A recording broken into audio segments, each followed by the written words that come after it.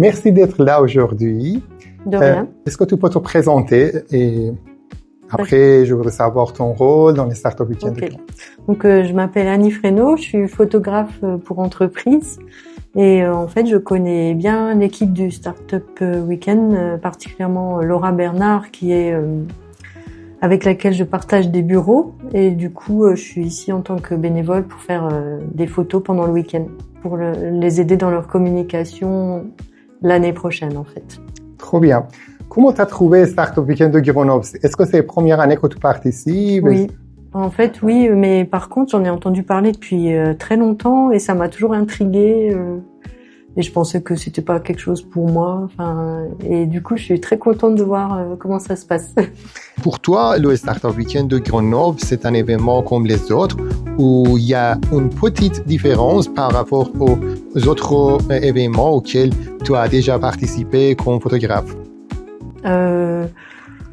Oui, non, c'est différent, je dirais, parce que il y a cette espèce d'effervescence. Là, tout le monde est à fond sur son projet, déjà identifier le projet, puis après le bâtir, et on voit vraiment qu'il y a des gens, il y a du jus de cerveau, comme on dit. D'autant plus que moi, j'ai pu aller passer dans les salles et voir les équipes, et c'est très rigolo. La façon dont ils sont disposés et on sent vraiment la concentration, c'est intéressant. Est-ce qu'il y a eu hier soir ou ce matin des moments un peu rigolos dans les réactions des gens? Tu vas mentionner quelques-uns?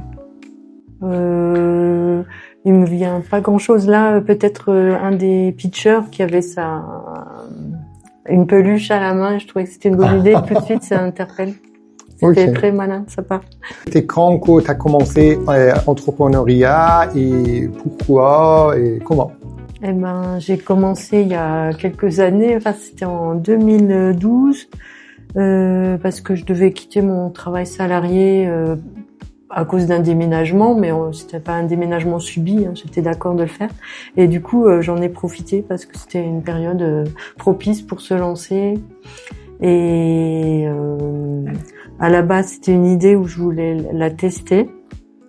Et puis une fois que je me suis retrouvée à mon compte et entrepreneur, j'ai plus eu envie de revenir salarié. Donc quelque part, j'avais mis le pied à l'étrier et j'étais happée par l'entrepreneuriat. Est-ce qu'il y a eu dans ton parcours entrepreneurial des moments où tu as vécu un échec?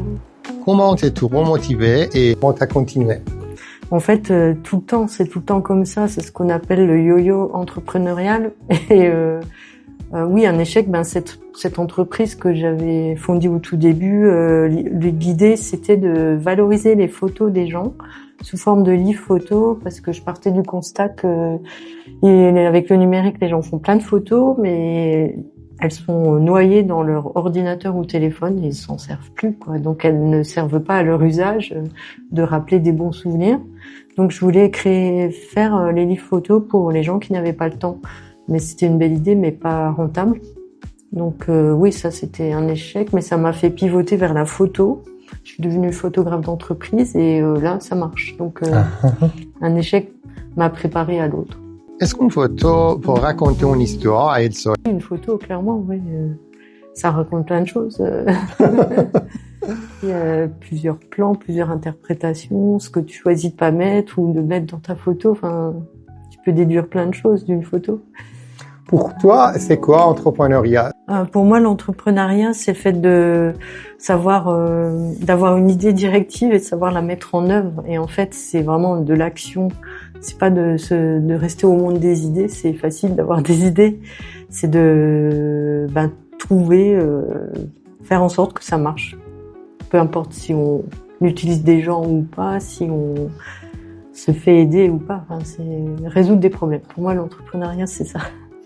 À ton avis, est-ce qu'un entrepreneur doit investir 100% de son temps dans son activité ou doit-il aussi avoir des activités comme le sport ou des activités artistiques? Et les autres activités en tant que hobby, tu veux dire? Oui, en tant que hobby, exactement. Je pense que oui, ça dépend vraiment des gens. Mais quelqu'un qui a vraiment l'envie, la motivation, il peut être entrepreneur et aussi arriver à s'épanouir dans le sport. Et ça, c'est vraiment une question de volonté. Je pense que les enfants... Est-ce que c'est nécessaire?